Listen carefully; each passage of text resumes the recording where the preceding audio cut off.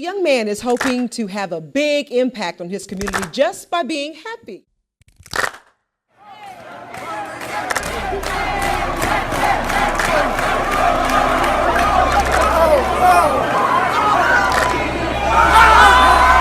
Hey there, folks. This is me, your boy, the Jokester. Angel! Angel! Open up! Please!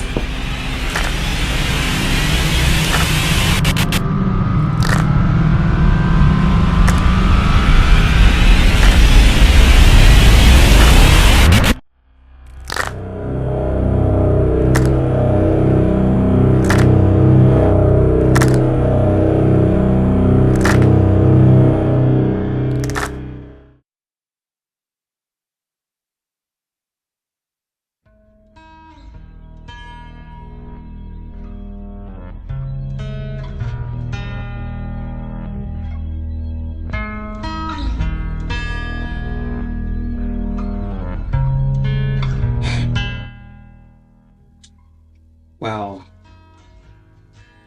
I never thought we'd make it this far, 10 years. Yeah, it's kind of hard to believe that I've been recording videos for 10 years now. It's insane, especially after all the obstacles that I've faced in the past and obstacles that I'm still facing right now. And, being on this journey, it's very frustrating at times, considering how you're trying to garner up as much support as you can, but at the same time, it's very rewarding because, you're seeing your work slowly pay off in many ways, but you also want it to pay off in the sense that, you actually want to get to where you want to go.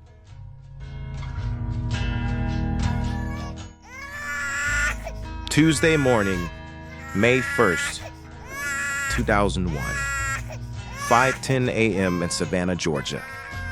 Corey Ramon Davis was born.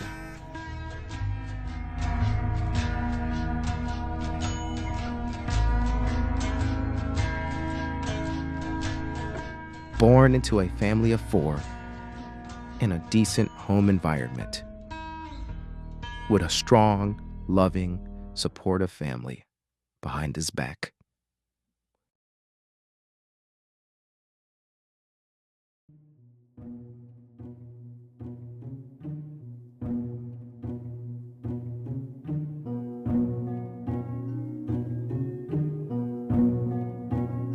Coming from a town like this, coming from a town like Hinesville, you look at it and, when you're immersed in it, you see that there's not really much to do. There's not really much to offer. You're kind of just there in your own little pebble. So, growing up as a kid, growing up in the early mid 2000s through the late 10s, you're constantly scrounging around, finding things to do, finding ways to entertain yourself because, we don't have any amusement parks. We don't have any water parks. We don't have any bowling alleys or arcades or whatnot. So, growing up, it was just a matter of, okay, I can either go outside and play, or I can just stay in the house, play my PS2 or, play my Nintendo Wii or GameCube or DS or whatever, And so growing up, I didn't have a smartphone. Smartphones weren't really popular like that. I mean, the first smartphone or the first iPhone, I guess, didn't even come out until 2007. And I was 6 years old at the time. I was too young to have a device like that. And devices like that were, expensive at the time. So what can a 6-year-old kid do in a small town? Well, he could use his imagination. He could pretend to be these different imaginary characters in his mind, or, have some imaginary friends that he can play with besides his siblings. Corey, come here. Hulk. Smash. Boy. Yeah, because Hulk. We are. We back it up, back it up, back it up, back. Coming from a town like this, Stop. there were no other pleasures. You know what I'm saying? Unless you can go to Savannah, but that was like 45 minutes away. And, you know, us being kids back then, we didn't have cars, you know, we didn't have licenses. So, you know, we had to ask our mom, hey, mom, you know, can we go here? Can we go there? And sometimes she would take us, and sometimes, you know, she wouldn't. But the times that she wouldn't take us, you know, we just had to find other things to do, you know? The world is his motto, and it's a little hollow, it's a little grandiose. Yesterday we're in the basement. It's like the LA City. And then he gets kind of bogged down in what the job is and being an editor.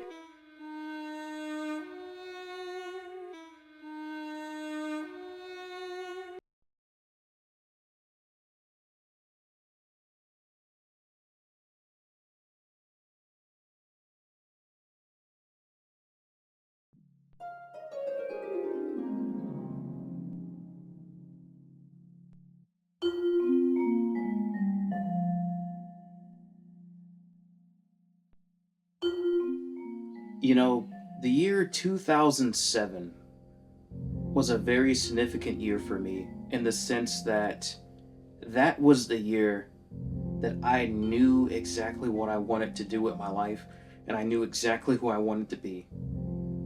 And from that point on, you know, just having this weird imagination as a kid, you know, finding ways to entertain yourself, it just made me realize that, man, I'm playing all these different people in my head. Like, I remember there was this one imaginary superhero that I made up in my head named Jumper Boy. So Jumper Boy was this boy who would have these jumping abilities. Like, he couldn't fly, but he could jump very high, like the Incredible Hulk. He could just leap off of tall buildings and, you know, cover all these large grounds, cover all these large gaps. And so I had this vision in my mind that I was this, you know, superhero. And me and my brother, you know, we would play around with each other. I'd be the superhero, he'd be the supervillain. And so, you know, just being that type of kid growing up, just having an imagination, you know, it made me realize that, man, like, I want to do this more often. Like, I want to be this entertaining more often. And so when I'm looking at movies that came out that year, like Spider-Man 3 and Transformers, the first one, and, you know, all these other, you know, wonderful films, I'm just imagining in my mind, like, man, like, I want to make a movie one day. I want to be in the movie, you know? I want to see my name in the credits. I want to see, you know, the hard work that I put into something pay off. You know, I want to be noticed. I want to be recognized. And, you know, little did I know that 7 years later, you know, in 2014, I would have a chance to start actually recording myself doing different things. You know, thanks to, you know, my mom allowing me to get a smartphone for the very first time.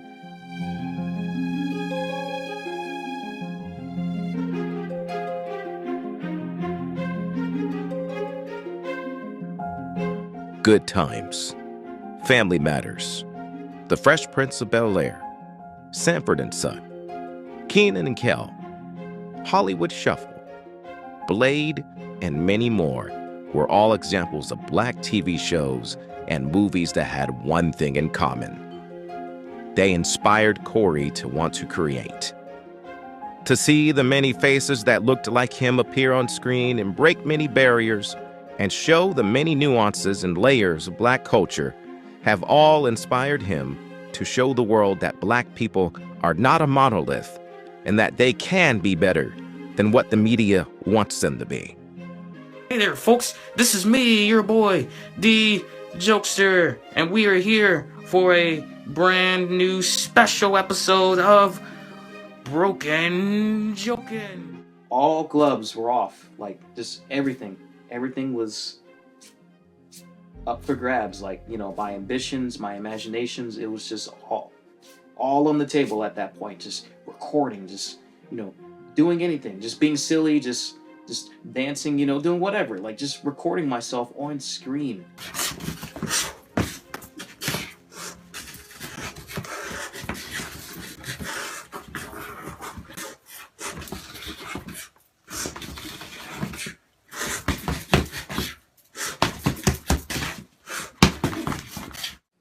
I took the liberty of starting a show on Facebook.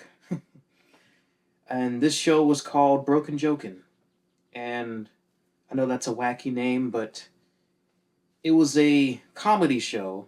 I was trying so hard to be this stand-up comedian or whatever, just trying to be funny, and I wasn't. I'm not gonna lie, I was not funny at all. It was very cringy. I've deleted most of the videos now, with the exception of 2. But it was just this comedy show that I made so I could tell jokes. And the jokes that I've told, they were stolen from milk cartons, of course. But I would take the jokes from milk cartons out of school. Like, these jokes were placed on our milk cartons at school. And around this time, 2014, I was still in middle school. I was like in the 7th, going into 8th grade. Or better yet, no, I was in the 8th grade. I remember now, because my 8th grade year was when I started this. So my 8th grade year, I would write down these jokes in these little notebooks. And then I would study these jokes, and then every Sunday, I would record myself for ranging from 5 to like 17 minutes per episode. Did you hear about the dancer's birthday? Because I sure didn't. You wanna know why? Because it was a tappy one. Yep, his birthday was a tappy one. Like this. The dancer couldn't tap dance, so he had to try something like this.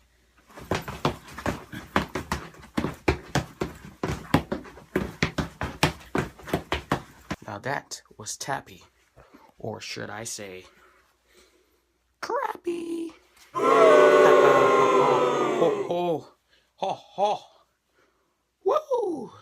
I would tell 3 jokes in the episode. I would tell 3 jokes that I handpicked from the milk cartons. I would tell the joke. I would dance in between the time that I would give people to figure out what the punchline was, and then I would, act out the joke or whatever. So, for instance, if the joke was, let's say there was one joke where, why can't you hear a pterodactyl go to the bathroom? Because the P is silent. Ha ha, yeah. Ha ha, hilarious. That was a knee slapper. Whatever, but I would tell the joke. I would do a little dance or shimmy, because I was a very mobile kid back then. I used to always like to move around or whatever. I could never sit still.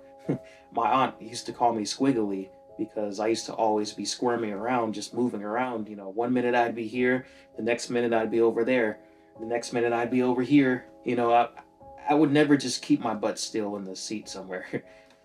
But, I would always be squiggling around, while I would tell jokes. And yeah, that was in 2014. The show lasted a year. And it lasted a year because I knew that, I'm just going to be honest with myself, nobody was really laughing like that. No one was really paying attention. Or maybe people were, but they were laughing at the fact that I was doing these silly videos instead of, laughing with, so I didn't really get a lot of support in that, didn't really get a lot of support, which, at the time, I was a 13, 14-year-old kid, so, when you're in middle school, you kind of just, you're wacky. You do wacky things, and you expect people to, I don't know, go along with it.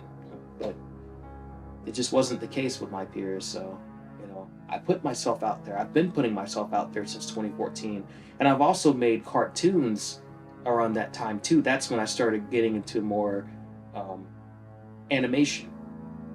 And the first cartoon that I made was a superhero that I made called Corey the Jokester, which was my stage name, by the way. Um, that's where I originated my stage name from, me telling jokes. And so on one episode of my show, Broken Jokin', I made a cartoon special called Corey the Jokester. It was about this green superhero. Um, I was telling a joke in the real world, and then, I don't know, something happened. Um, my heart stopped. I was falling to the ground, and This is me, your boy, the Jokester, and we are here for a brand new episode of Oh no, I'm broken inside. Now is not the time to be joking because I am shrinking. Oh no, what's happening to me? Don't tell me. No. Oh. Huh? next thing you know, I'm in this cartoon Where world, am I? flying around. I got superpowers. I'm flying here, I'm flying there, and then this giant robot just comes in and just takes over the world, and I gotta stop and kill the robot. And yeah, it was just a silly plot, but it's 10 minutes long. It's on my YouTube channel. Blah blah blah. If you want to check it out, cool. If not, I understand. I mean, most of my stuff back then was crap anyway. So I get it. I understand. No hard feelings, I get it.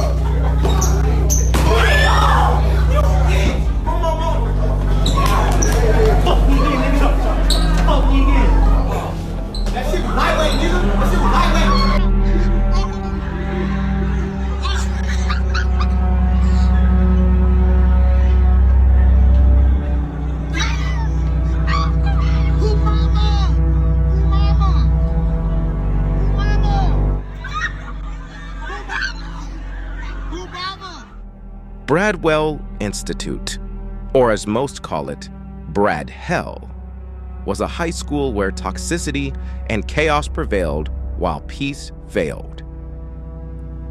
There, in this uncontrollable environment, welcomed violence, corruption, and all other forms of negativity. Corey was always a person who wanted to go against the grain and be different, fighting against conformity and wanting better for himself and others around him. In middle school, his focus was solely based on joke videos. But at this very moment, upon entering the fiery pit which would become known as high school, his focus and purpose began to shift.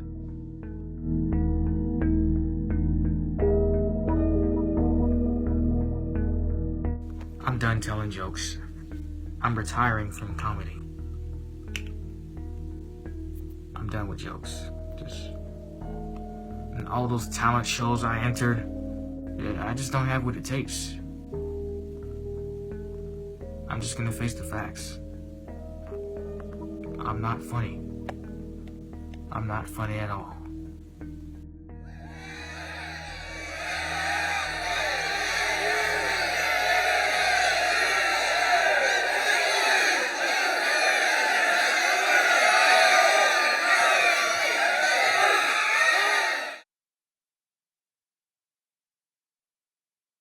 I've always been this person growing up where I've wanted to put out positive images. You know what I'm saying? I wanted to be an example for people. Because growing up, I would always see, like I said, negative representations of us, I grew up watching a lot of gangster flicks and a lot of dramas and all these different movies and different shows that would put us in a negative light. And so I was always someone who was like, you know what? When I make my own stuff, I want to be an example that, this isn't all of us. We're not all like that. We don't all come from the ghetto. We don't all come from the slums, or, what I'm saying? We're not all out here trying to kill each other. There are actually a handful of us who want a better life. There are a handful of us who actually want to do great things. And we just want to coexist peacefully in this world, in this barbaric world that we live in. And so that's why when I got my smartphone, I dedicated my time to making these different videos.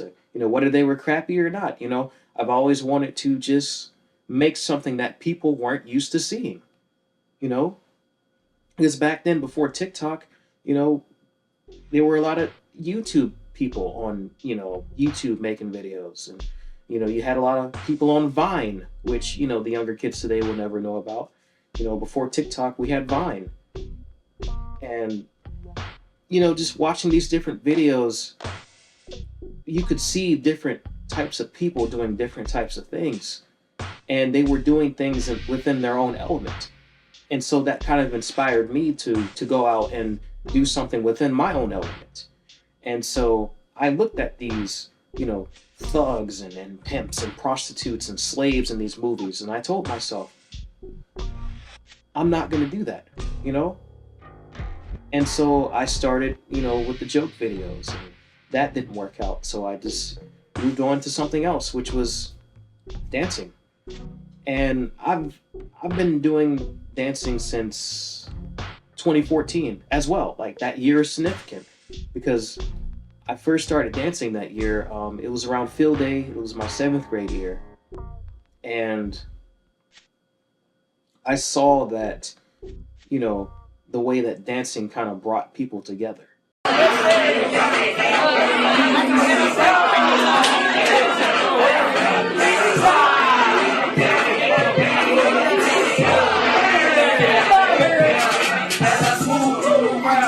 was dancing with this dude in my class. He was very tall. We just had this friendly dance battle, after field day. And all the kids in my class, we were all just huddling around in a circle, and we were just, they were just hyping me on, hyping him on.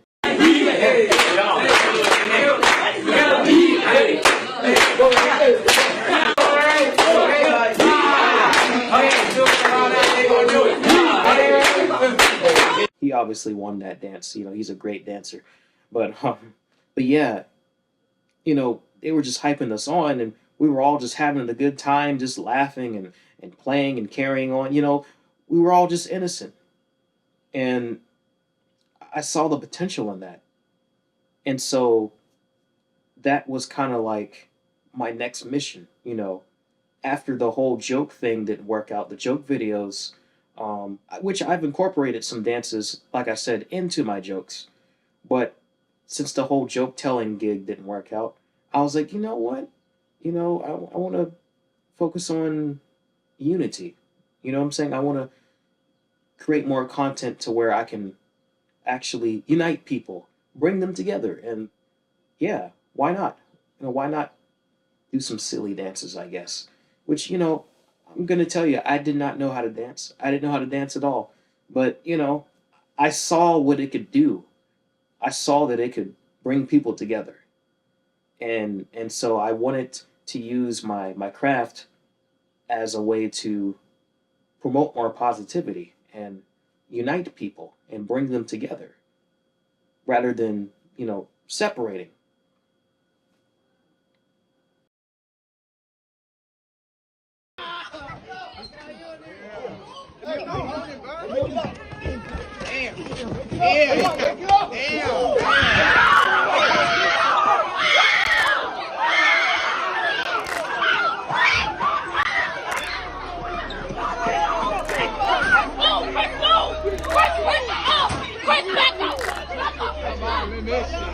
Yeah!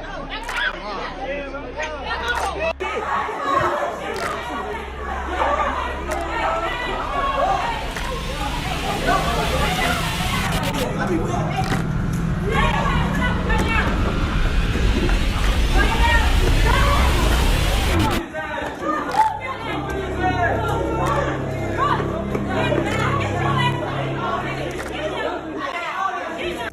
So the high school that I went to, whew, boy, whew, I could write a whole memoir about it. Could write a whole memoir about my experiences in high school and the things that I've seen go down.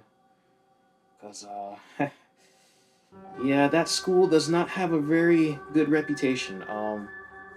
It has a very bad reputation, and it's had a bad reputation for a very long time. You know, most of my mom's side of the family went to this high school, and around the times when they've went, the school wasn't as bad as it is now. But yes, my high school has a very bad, very very bad reputation. The fight culture there is very infamous. It is most known for its intensive fight culture. You know, a lot of kids, you know, every day I went to school or every other day would just be a bunch of fights, just people just pounding each other. Like, take this pillow, right? It's early in the morning and this is the kid and this fist is from another kid and boom, boom, just boom, boom, like just pounding each other, like just barbaric. It was like we were just watching UFC or something, you know? And this would happen early in the morning or around the afternoon, but Jesus, like even early in the morning, it's like, how do you guys have so much energy to do all this crazy stuff? It is too early for this. Like, are y'all drinking Red Bull or something? Like, did it give you the wings that you thought it was going to give you? Like, what's happening? So I would come in this building every morning and see just a bunch of kids just fighting. You know, fighting over here, fighting over there. And it would be a struggle sometimes to get to class because, you know, they're blocking the paths. You know, you got a bunch of kids just rushing and saying, ah, there's a fight. You know, we're going to put it on Snapchat or, you know, Instagram or whatever. Like, you know, people would start pulling out their phones and start recording and, you know, recording their phone, you know, recording the fights and posting it all over social media for everyone to see. And I would have to take detours, like take alternate routes to get to a certain class without getting late, without being tardy, because kids would just pile over and converge and just watch everything unfold. And, you know, people liked seeing stuff like that. I don't know why. Don't ask me, but that's just how it was. You know, people just saw that as a form of entertainment.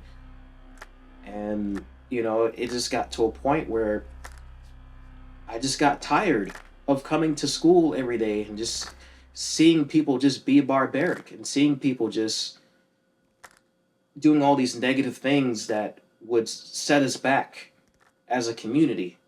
Not only that, but as a generation, you know, because I'm Gen Z, and, you know, every time I would go to school or come home from school, I would hear an older adult say, "Oh man, you kids are wild." Like, you kids, like, don't lump me in there with them. I don't do what they do. Like, I was that type of kid that just, you know, I went to school, you know, I got my education and I came right back here. I came back home. Like, I didn't affiliate with what they were doing, you know? I just didn't want to be a part of that. I wanted no parts of that, you know? And it just dawned on me that, you know, these kids are doing this and they're pounding on each other once again, just pounding. And I just got frustrated. I just got tired of seeing it. And so I, you know, that's when I kind of thought about the dancing idea from my old video, from some old videos that I've seen myself in, like when I was telling jokes and, you know, that one dance video of me dancing with that dude, you know, in the 7th grade, I saw the potential of how it could bring people together. And so I just kind of used that as a tool, as a tactic to, you know, start bringing, you know, my aspirations and my craft to the school instead of just, only doing it online, just bring it into real life. And, you know, starting from late 2015 to, sometime in 2016, that's what I did. My content was solely based on dancing.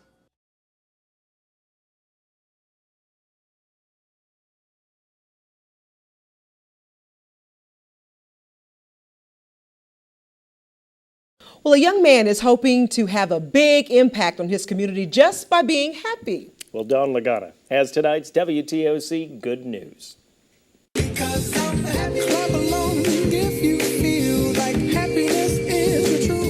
Hard to forget that song. Those words from Pharrell Williams' big hit inspired this 14-year-old Bradwell Institute student to tackle a larger goal than just a happy dance. Corey Davis decided it was his mission to make people happy.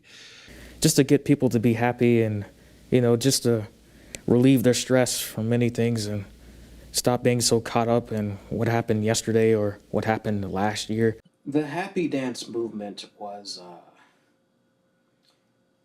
it was a movement based off of Pharrell Williams' song "Happy" from the Despicable Me 2 soundtrack. It was a movement that I started in early 2016. I sent it to my local news station. Back then, at the time, I didn't really think that it would go as far as it did. Already 7,000 people have viewed it. Most people didn't want it to end, so he's hoping to make a longer happy dance video. I just wanted to make something that would kind of unite people. And so I thought that hopefully, this song has a positive message to it, and, dancing has a way of unifying people and bringing them together. So I just thought, why not combine the two, to mix the elements of it and, make something work. I was dancing to it, squiggling, moving around, and I sent it to my local news station. The anchor at the time, he is no longer here, rest in peace. But at the time, I sent it to him. I just sent it to a random person. I didn't really know him like that. I didn't really know anybody on that news station like that.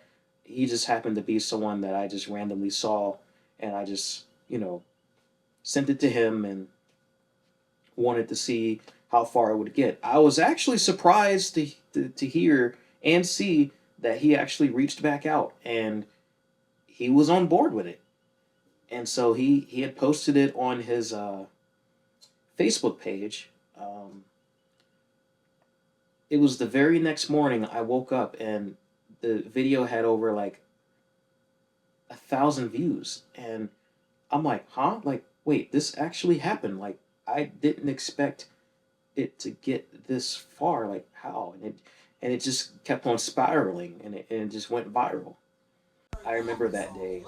I was kind of amazed to be in those headquarters because I had been watching that news channel for years, and for me to finally be in the midst of it, it's like, wow, like I'm actually here. Like I'm actually going to be on TV. Wow, that's wow. Never thought I'd be on TV. I mean, that's been a dream of mine since I was a kid, but I just never thought that this one dance video would get me on TV in the local area. And so I took a chance. I sent him the video. He said, yes, come on by. We'll do the interview. I did the interview. And, a few days later, the interview airs on TV. And, a few days after that, I went to school and, my classmates just started clapping. Like early in the morning, they just started clapping. I remember I was late to class because my bus was late to get us. What a coincidence how I was the last one to arrive in class and everyone starts clapping. But yeah, my bus was late that morning, and I showed up to class, everyone started clapping, and I'm looking around like, what's going on here? And it seemed like everybody enjoyed it. Everyone liked what I was doing. But then, in the face of good things, you also have some adversity. A lot of kids, I've overheard people, say things like, "What? He's just on the news for dancing. Like what? What? Like they're recognizing him for that? Like what? Like how? Like he does this all the time in the school. Like how does he get to, just I guess hating or, just couldn't believe that someone like me who didn't fight, who didn't partake in negative activities, who didn't participate in many scandals that, are unspoken of, you know, how can the guy like this get on the news for something like that? Something positive, something, uplifting. Because, even back then, I always told myself, one thing I'm not going to be is a stereotype. You know what I'm saying? I'm not going to live that stereotypical life of, being a wannabe gangster or, being this or being that, doing this, doing that. Like, I don't want to be a stereotype. I never wanted to be a stereotype. I've always wanted to be someone different. I've always wanted to stand out and stay in my own lane and do my own thing. And I guess a lot of people just didn't like me for it. But you know what? I didn't care. I really didn't, because I'd rather look back at myself later on doing these things and being proud of it than to pretend to be someone that I'm not. Riding off of the success that Corey achieved with his Happy Dance movement, he started to seize the opportunity to push out some of his own material outside of dancing in order to gain a following. To improve his craft, he joined his school's news team. Oh! No! The portal was closed! No! Ah, now how am I gonna get back home? Wait, where am I? What is this place? High school was also a significant time to where, so my school didn't really have a lot of arts clubs or programs and whatnot. I mean, we had a drama club, which I was in for about a semester my sophomore year, but it wasn't exactly what I thought it was going to be. But we also had a club called Tiger TV, because, the tiger was our mascot.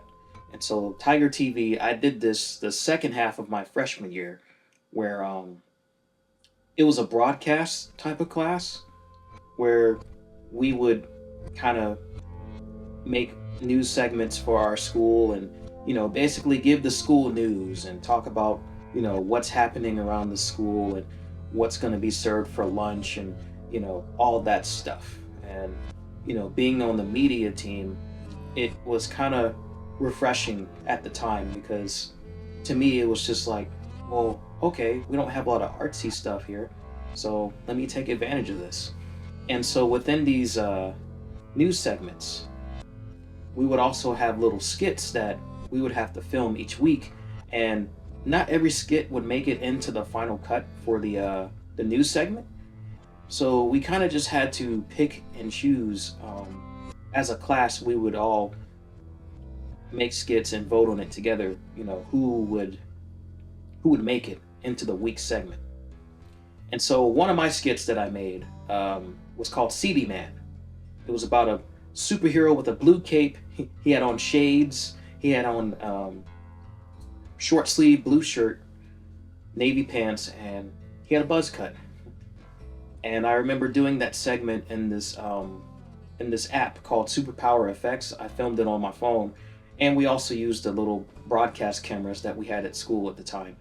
And so that segment ended up making it into the final cut on one of the news segments that we've done. And it was just very refreshing to hear some, funny feedback from some of my peers. Some, not all, but some of my peers, to see that I was playing this superhero. You know you don't have to do this, right? You can always choose the right path. What path? You forget your light on darkness. Wherever there's you, I'll always be. I'll show you. Oh, that's it!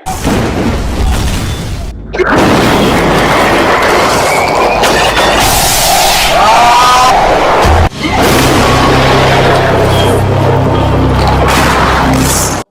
class was, to me, it was a very fun class because it allowed for me to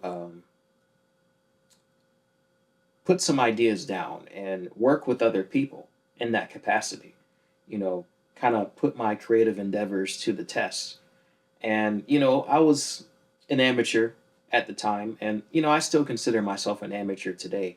I still have a lot to learn and have a lot of things that I can grow upon. But, at that particular time in 2016, um, that's what the class, to me, that's what it was for. It was for me to practice and hone my skills a little more, in addition to the dance videos that I was making. So it was a kind of a mesh between, doing the dance videos and doing, the news stuff in the Tiger TV class. Corey saw Tiger TV as an outlet that initially started off well, but over time, no matter how creative he tried to be, no matter how hard he tried, no one really cared. What started as a fun way to work with other people and make content soon became a slow burn for him. Tiger TV expanded his horizons. It allowed for him to explore new things and reach new heights. But now, he was willing to take it a step further, even further and further and further with all his material. Now let the beat drop.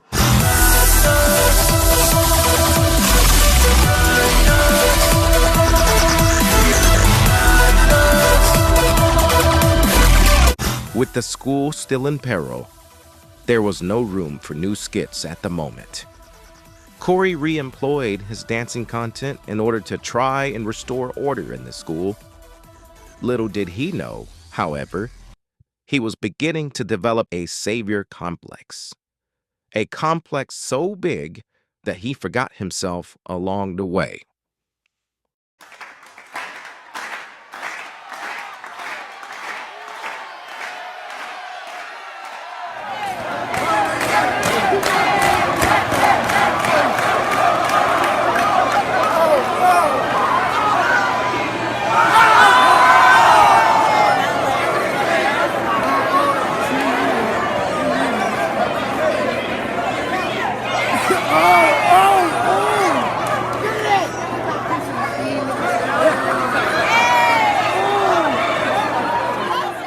Another significant moment in high school regarding my content creation was this movement that I started. It was September, I think, 23rd or 24th of 2016, but it was around that time of that year that changed the way that I kind of just went about, making videos. And so that day consisted of me and this young lady, who was a senior at the time, but I was a sophomore at the time, but, we were both dancers. Dancing was never a passion of mine. You know what I'm saying? I was never the type of person that kind of wanted to pursue dancing. It was just something that I kind of used as a tactic to bring people together. And so when I found out that she danced as well, I was like, let's have a friendly dance battle. We both planned it out because she was in my first period class that year. We were in first period together, and we linked up, and we were kind of just like, yeah, let's do it.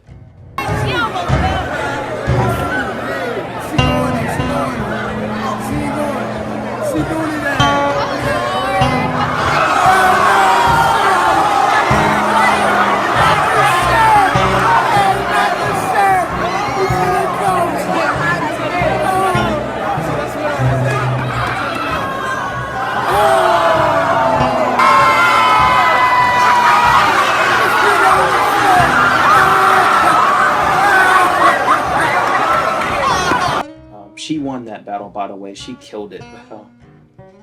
This battle, it brought so many people together. I remember, to me, that's a very legendary day to me. I will never forget it. Like, it just brought so many people together. No one was fighting. Everybody was having a great time. We were all just, you know, having fun like it was a field day, but not like the type of field day where we're all buck wild, but, you know, just a day where nobody was fighting, you know? Anytime I got out there and danced, I can tell you, I can proudly say that I didn't see any fights happening.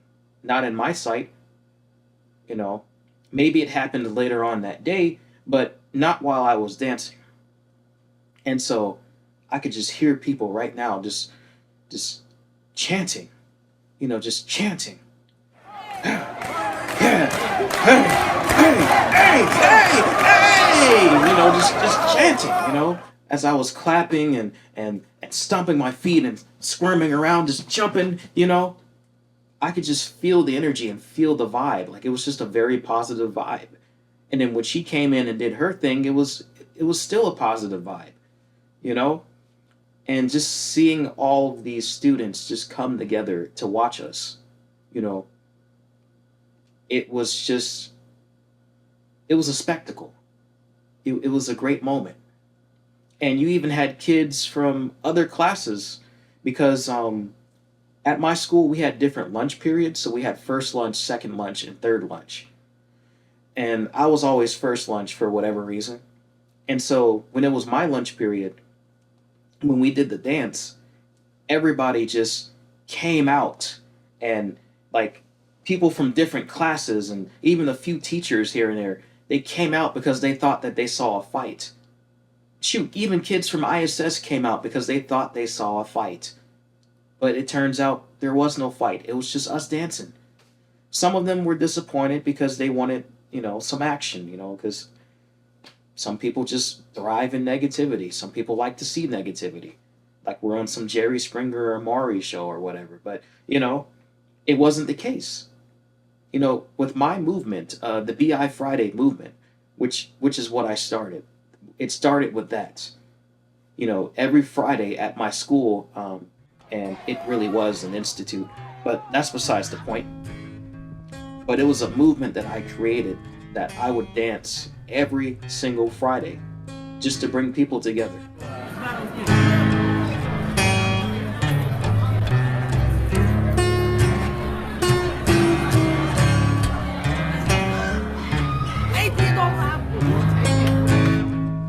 Whether it be on stage, in the cafeteria, or whether it be in the commons area. But every Friday I would do this just to bring people together. Whether they laughed at me or not, whether they, you know, liked what I was doing or not. I just wanted to be silly as a way to distract people from fighting or distract people from witnessing a fight or whatever, and watching someone who was just being himself. To me, that's more of a strategy than a passion. Like I said, it was a tool. It was a tactic that I developed. I knew what I was doing, and I wasn't oblivious to the criticisms that people were giving me. I wasn't trying to be a dancer, you know what I'm saying? Like, I'm not trying to, you know, make a You Got Served Part 2 or whatever, or Stump the Yard 3. Like, I didn't care about all that. I wasn't trying to be a good dancer. I just wanted to use a tool and use a tactic to distract people from doing bad things. You know what I'm saying? If you're going to crowd around and look at someone just being himself instead of looking at two people fighting or whatever, you know? So I knew what I was doing. I was aware of what I was doing.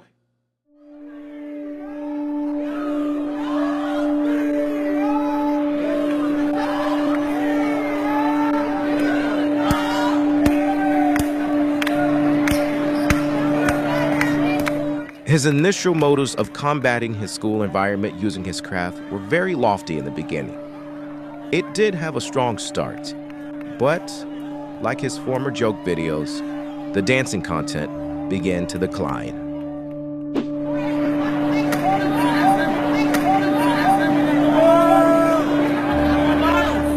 Respect from his peers were also declining. Growing up, Corey found it extremely difficult to be accepted by his peers. He was often seen as weird, different, and peculiar.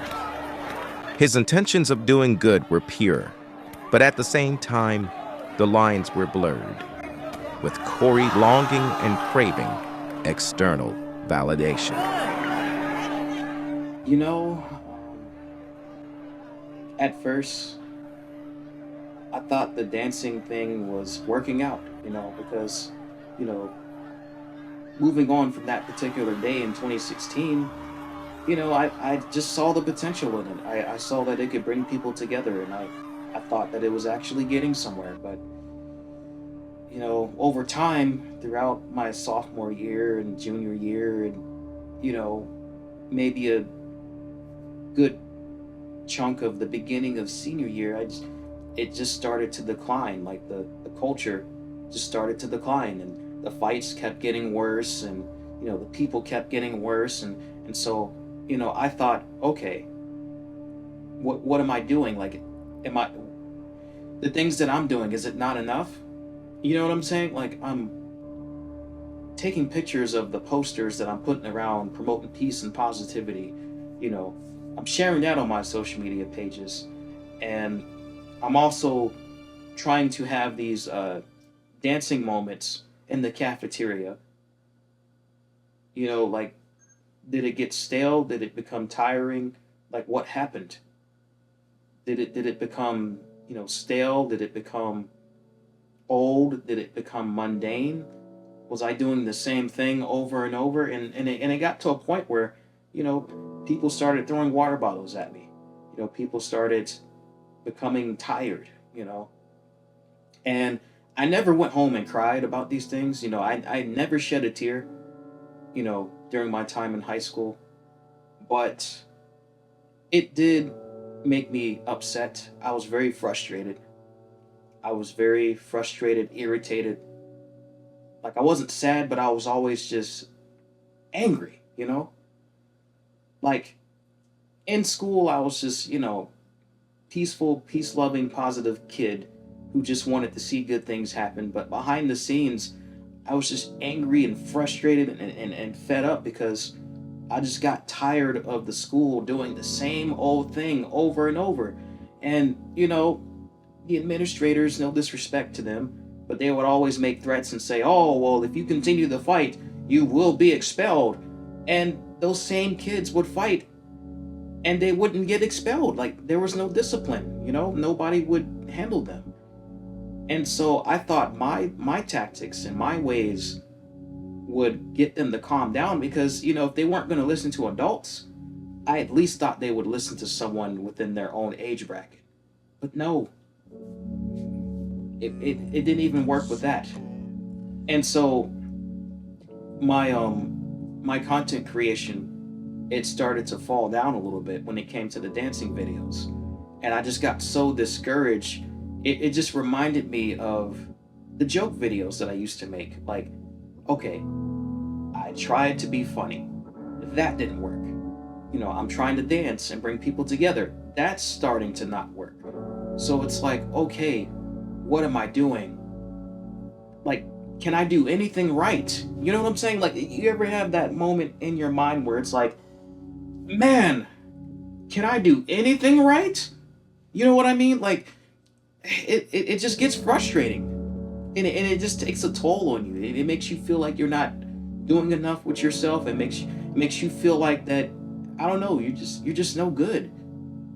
You're trying to do good in a school that doesn't believe in good, but your efforts are just being minimized, and it definitely does something to your mind, and it makes you feel like you're not enough. Corey always felt out of place with the world. He felt that the world did not respect him enough.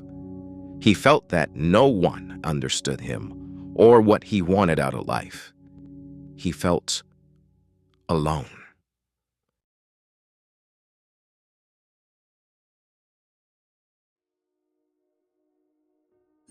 There came a time my junior year where I felt like, I don't know, I felt like I wasn't respected enough as an individual. At this point, I had been in high school for 2 years. I had been trying to promote peace and love and unity and, all these different positive elements, trying to bring people together, with my work, trying to put my work out there and trying to, bring people together so we can connect on a deeper level, without all these punches and all of these angry moments. I just, I don't know. I just felt in the sense that what I was doing wasn't working.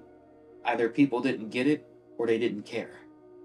And so, I don't know. I just felt that the more I've tried, the more I felt disrespected or felt like, I don't know, ignored. People just didn't understand or they didn't care, like I said.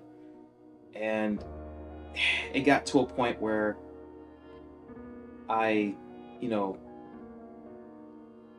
told a few fables or whatnot, or I lied about, I think one lie I told was I saved this little girl from drowning or whatever. I had made up that story just so, I can make myself feel more, respected or heroic or whatever. And, and at the time, it was a very immature thing to do. You know, I feel like, if anyone is watching, you should just be yourself. Really, just be yourself no matter what. You don't have to fabricate something or, you know, put you in the situation to where you feel like in order to be respected, you have to come up with some grandiose story or whatnot. Because, in my mind, like I said, growing up, I had a very imaginary mind. So I pictured myself and envisioned myself in these different scenarios playing these different characters. And, I felt like it was wrong for me to do that. I'll own up and admit it. I should have never lied about something that serious about, someone drowning like that. But I just got tired of feeling disrespected and disregarded by my peers that I don't know. Like I said, I had some good intentions, but I also had some selfish moments. I had some selfish, little bit of egotistical moments where I felt like, I wanted to be important. I wanted to be, validated or respected. Because when you're young, everybody wants attention. Everybody wants to feel like they're important or special. When you're young, you want to feel like you fit in. And I didn't always felt like I fit in, when I was coming up. And looking back at it now, I'm kind of glad I didn't fit in. You know, I've always wanted to keep my integrity, but at the same time, I was just looking for respect. I guess I was looking for it in the wrong place. I was giving it a lot, and I feel like people kind of saw me as a pushover or as someone who was weak because I was doing that, rather than looking at me as, oh, I'm just being a decent human being. I'm just being a decent guy.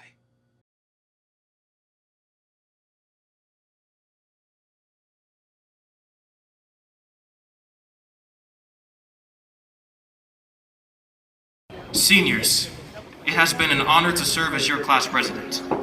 Always remember, change cannot happen if you do not speak up about issues. Change starts with the individual and unites all. Corey had reached a breaking point with everything and everyone. He had done all he could do to help those he thought needed it. But he finally realized that the one person he needed to help the most was himself. By the time I reached my senior year, I was just fed up.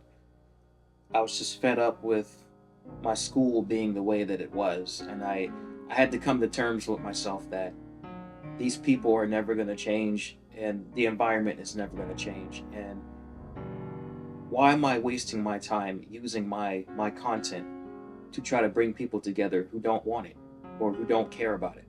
You know what I'm saying?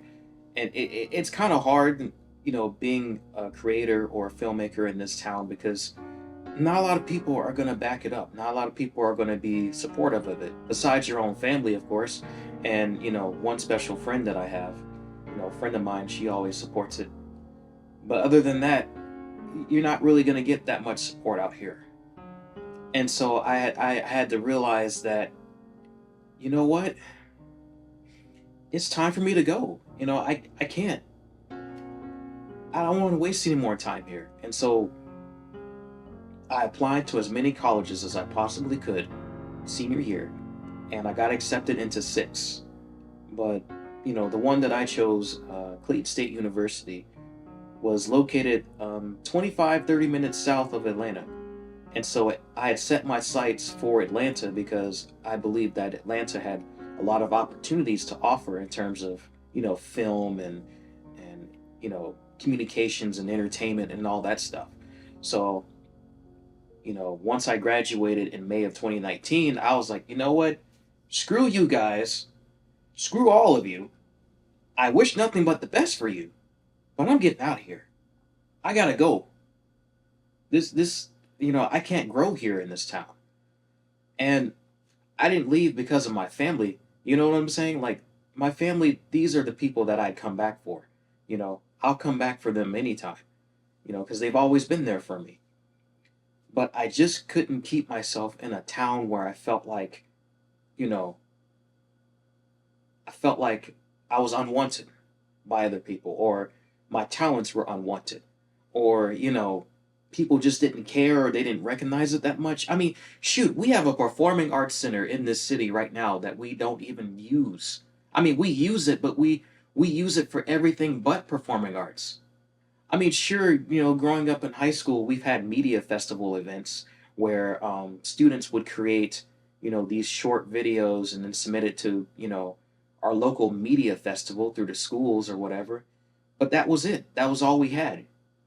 No one really inspired us to create like that. No one really encouraged us to showcase our art other than that particular small, event. And we used the Performing Arts Center to showcase those videos, but that was only through the school.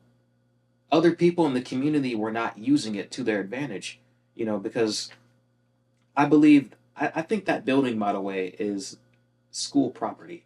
Because I know it's the Liberty County School System Performing Arts Center or whatever. But still, it's a performing arts center, right? It's supposed to be about performing arts. Why are people using it just to take tests, like the AP exams or whatnot? Or, people are just using it to schedule meetings and have meetings in it. I mean, cool, yeah, but, we got a big projector right there. Why can't we showcase some movies, besides the media festival stuff, Like, there are more things we can use it for besides what we use it for. I mean, it's in the name performing arts.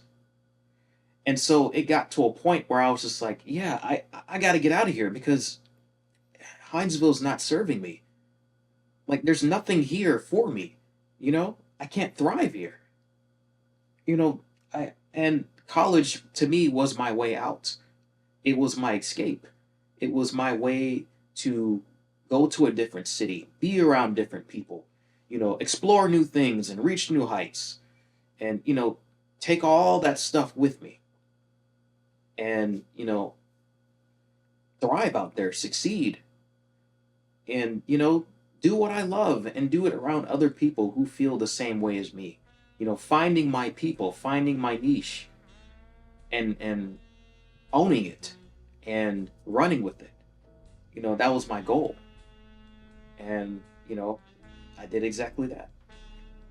He reached the conclusion that Hinesville no longer served him or gave him what he needed to thrive in the future. So he did what any ordinary person with a dream did. He packed up his things for college and set off on a journey to Atlanta.